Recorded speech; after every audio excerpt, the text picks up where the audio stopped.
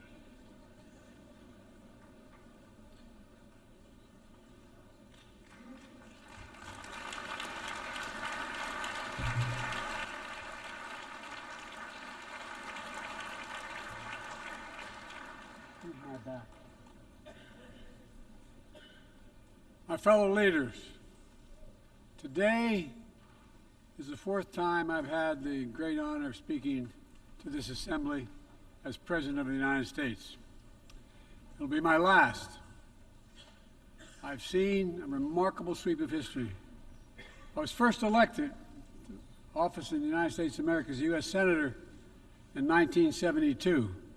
Now, I know I look like I'm only 40. I know that. I was 29 years old. Back then, we were living through an inflection point, a moment of tension and uncertainty. The world was divided by the Cold War. The Middle East was headed toward war. America was at war in Vietnam. At that point, the longest war in America's history. Our country was divided and angry, and there were questions about our staying power and our future. But even then, I entered public life not out of despair, but out of optimism. The United States and the world got through that moment. It wasn't easy or simple without significant setbacks. But we go on to reduce the threat of nuclear weapons through arms control, and then go on to bring the Cold War itself to an end. Israel and Egypt went to war, but then forged a historic peace. We ended the war in Vietnam. The last year in Hanoi, I met with the Vietnamese leadership. We elevated our partnership to the highest level. It's a testament to the resilience of the human spirit and the capacity for reconciliation.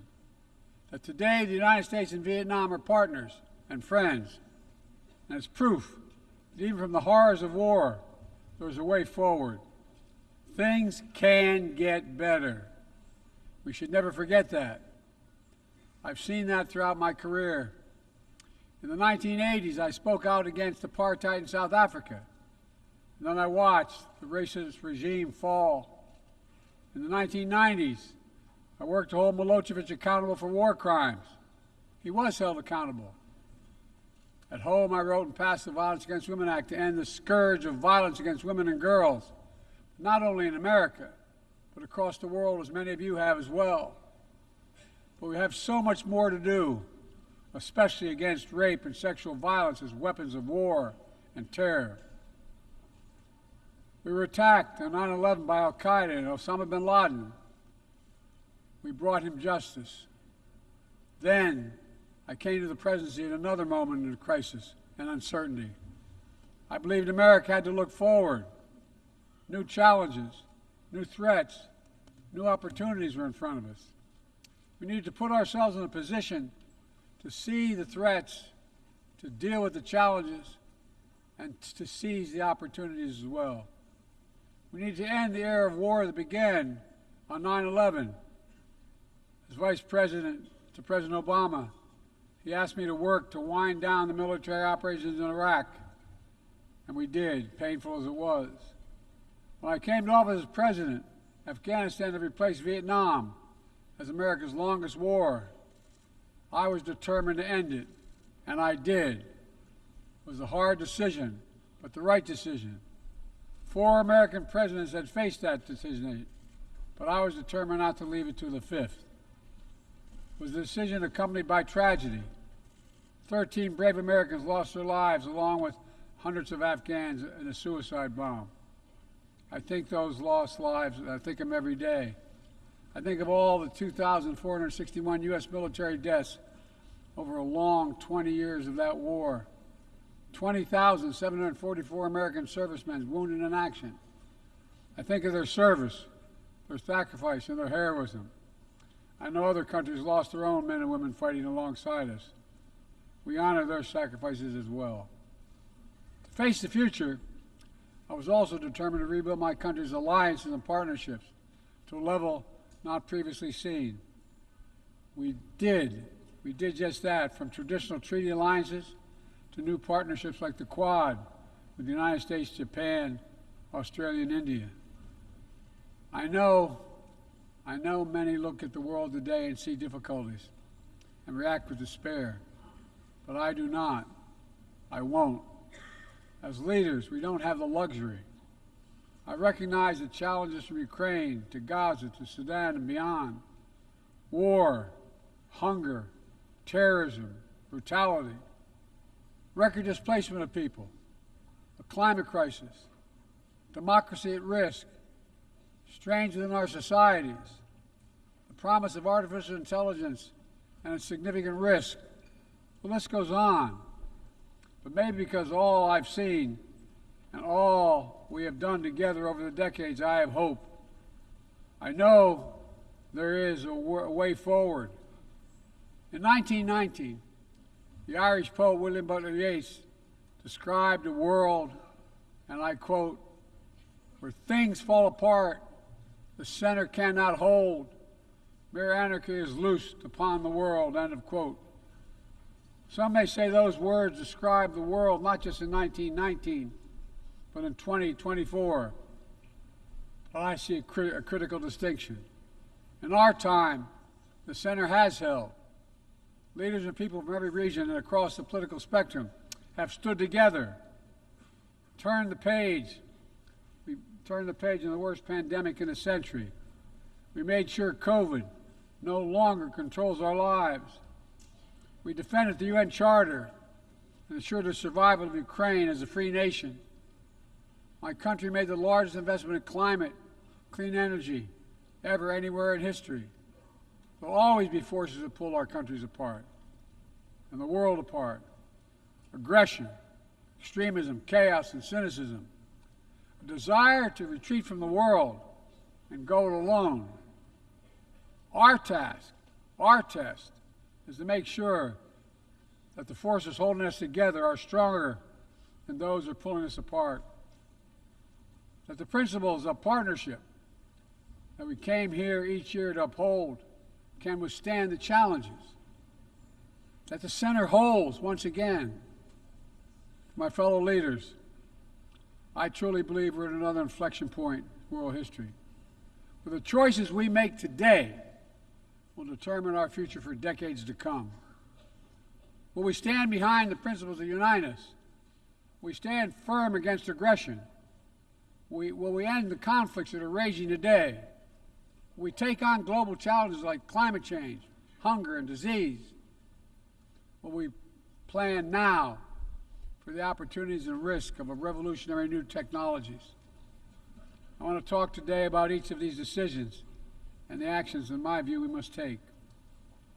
To start, each of us in this body has made a commitment to the principles of the UN Charter to stand up against aggression. When Russia invaded Ukraine, we could have stood by and merely protested. But Vice President Harris and I understood that that was an assault on everything this institution was supposed to stand for. And so, my direction, America stepped into the breach, providing massive security and economic and humanitarian assistance. Our NATO allies and partners in 50-plus nations stood up as well. But most importantly, the Ukrainian people stood up.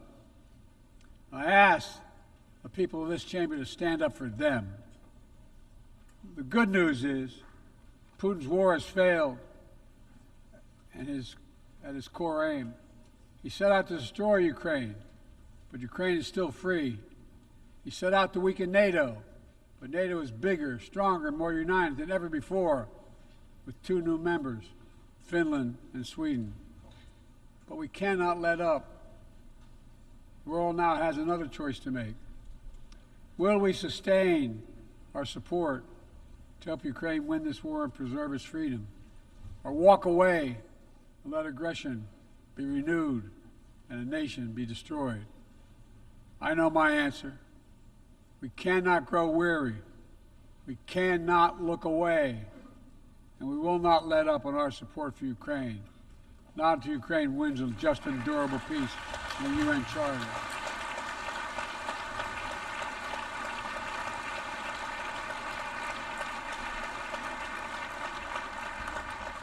We also need to uphold our principles as we seek to responsibly manage the competition with China so it does not veer into conflict. We stand ready to cooperate on urgent challenges for the good of our people and the people everywhere. We recently resumed cooperation with China to stop the flow of deadly synthetic narcotics. I appreciate the collaboration. It matters for the people of my country and many others around the world. On matters of conviction, the United States is unabashed, pushing back against unfair economic competition, against military coercion of other nations and in the South China Sea, and maintaining peace and stability across the Taiwan Straits, and protecting our most advanced technologies so they cannot be used against us or any of our partners. At the same time, we're going to continue to strengthen our network of alliances and partnerships across the Indo-Pacific. These partnerships are not against any nation. They're building blocks for a free, open, secure, and peaceful Indo-Pacific. We're also working to bring greater measure of peace and stability to the Middle East. The world must not flinch from the horrors of October 7th.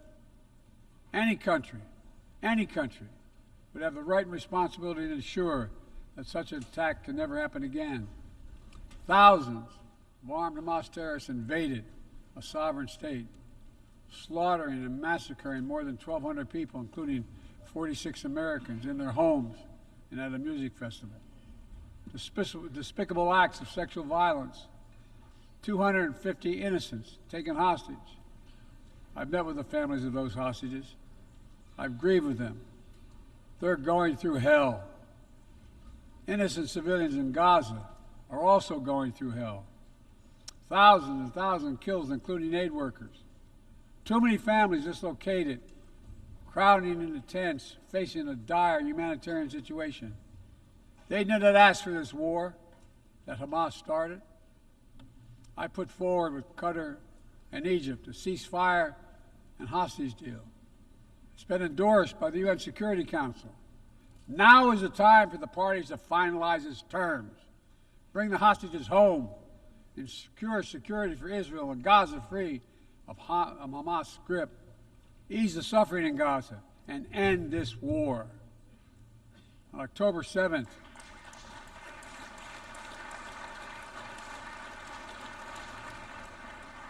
since October 7th, we've also been determined to prevent a wider war that engulfs the entire region. Hezbollah, unprovoked, during the October 7th attack, launching rockets into Israel.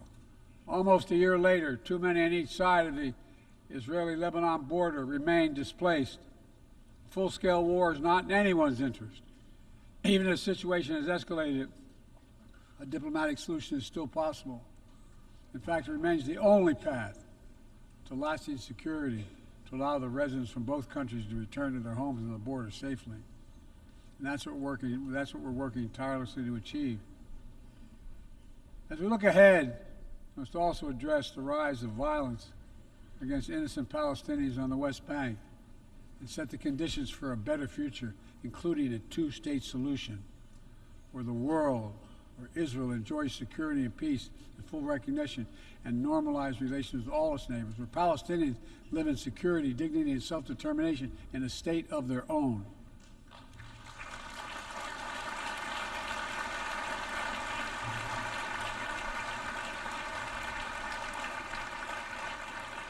Progress toward peace will put us in a stronger position to deal with the ongoing threat posed by Iran. Together, we must deny oxygen to its terrorist proxies, which have called for more October 7th and ensure that Iran will never, ever obtain a nuclear weapon. Gaza is not the only conflict that deserves our outrage. In Sudan, a bloody civil war unleashed one of the world's worst humanitarian crises. 8 million on the brink of famine. Hundreds of thousands already there. Atrocities in Darfur and elsewhere. The United States has led the world in providing humanitarian aid to Sudan. And with our partners, we've led diplomatic talks to try to silence the guns and avert a wider famine. The world needs to stop arming the generals, to speak with one voice and tell them, stop tearing your country apart, stop blocking aid to the Sudanese people, end this war now.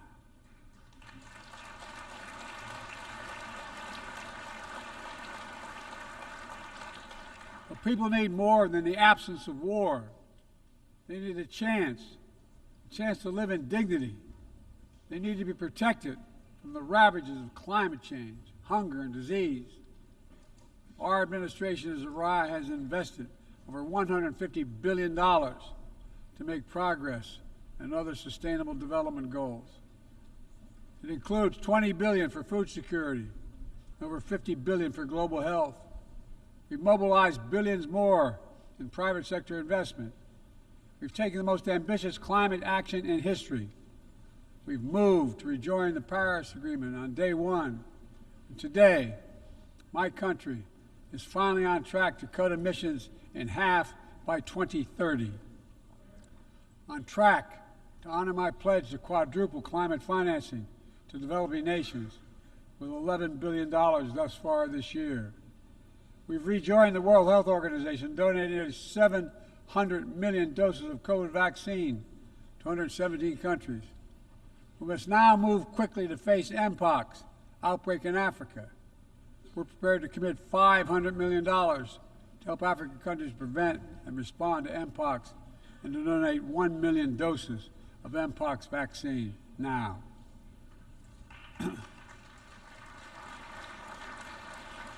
We call on our partners to match our pledge and make this a billion-dollar commitment to the people of Africa.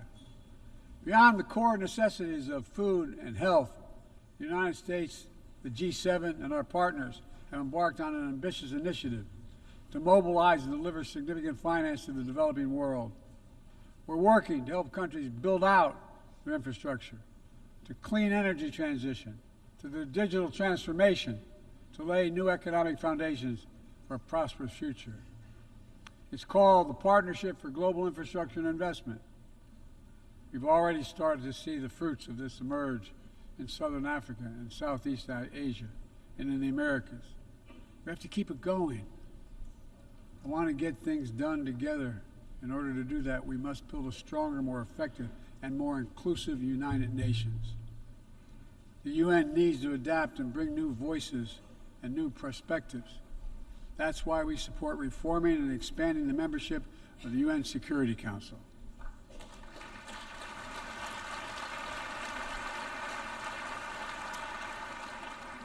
Our UN ambassador just laid out our detailed vision to reflect today's world, not yesterday's. It's time to move forward. The Security Council, like the UN itself, needs to go back to the job of making peace, of brokering deals to end wars and suffering. And to stop the spread of the most dangerous weapons, of stabilizing troubled regions in East Africa, from East Africa to Haiti, to Kenya-led mission that's working alongside the Haitian people to turn the tide. We also have a responsibility to prepare our citizens for the future. We'll see more technological change, I argue, in the next 2 to 10 years than than we have in the last 50 years. Artificial intelligence is going to change our ways of life, our ways of work, and our ways of war. It could usher in scientific progress at a pace never seen before, and much of it could make our lives better. But AI also brings profound risks, from deep fakes to disinformation, to novel pathogens, to bioweapons. We've worked at home and abroad to define the new norms and standards. This year, we achieved the first ever General Assembly resolution on AI to start developing global rules of the road. We also announced a declaration on the responsible use of AI, joined by 60 countries in this chamber. But let's be honest, this is just the tip of the iceberg, what we need to do to manage this new technology. Nothing is certain about how AI will evolve or how it will be deployed. No one knows all the answers. My fellow leaders, it's with humility I offer two questions. First, how do we as an international community govern AI? As countries and companies race to uncertain frontiers, we need an equally urgent effort to ensure AI's safety, security, and trustworthiness. As AI grows more powerful, it also must grow more responsive to our collective needs and values. Benefits of all must be shared equitably. It should be harnessed to narrow, not deepen, digital divides. Second, will we ensure that AI supports rather than undermines the core principles that human life has value and all humans deserve dignity? We must make certain that the awesome capabilities of AI will be used to uplift and empower everyday people, not to give dictators more powerful shackles on the human spirit.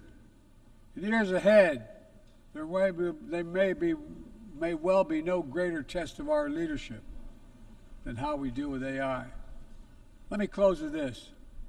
Even as we navigate so much change, one thing must not change. We must never forget who we're here to represent. We, the people. These are the first words of our Constitution, the very idea of America. They inspired the opening words of the UN Charter. I made the preservation of democracy the central cause of my presidency. This summer, I faced a decision whether to seek a second term as president. It was a difficult decision. Being president has been the honor of my life. There's so much more I want to get done. As much as I love the job, I love my country more. I decided after 50 years of public service, it's time for a new generation of leadership to take my nation forward. My fellow leaders, let us never forget, some things are more important than staying in power. It's your people.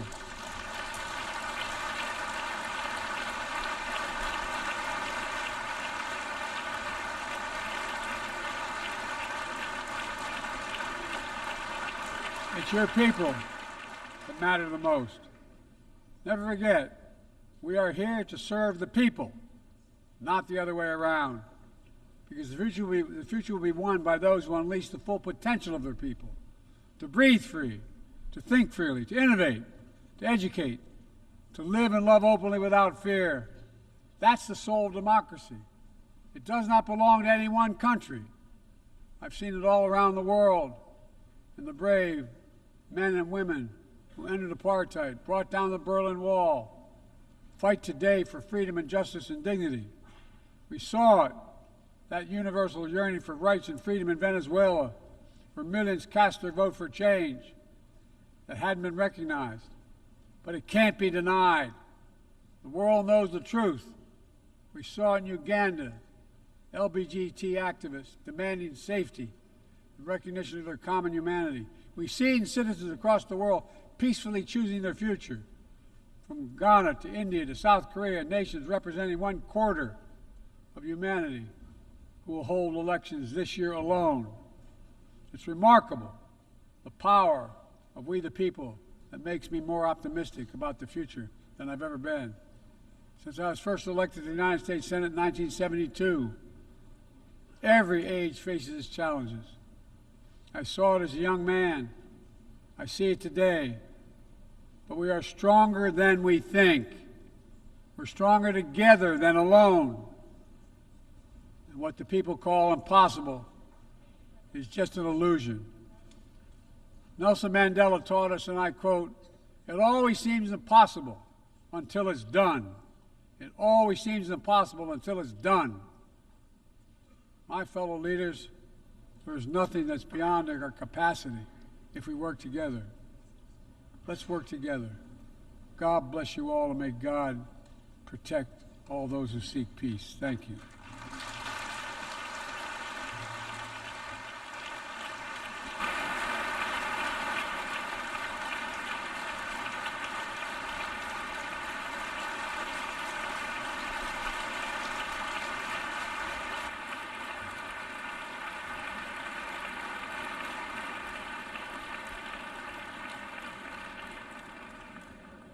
On behalf of the Assembly, I wish to thank the President of the United States of America. May I request representatives to remain seated while we suspend the meeting for 5 minutes before resuming to hear the next speaker.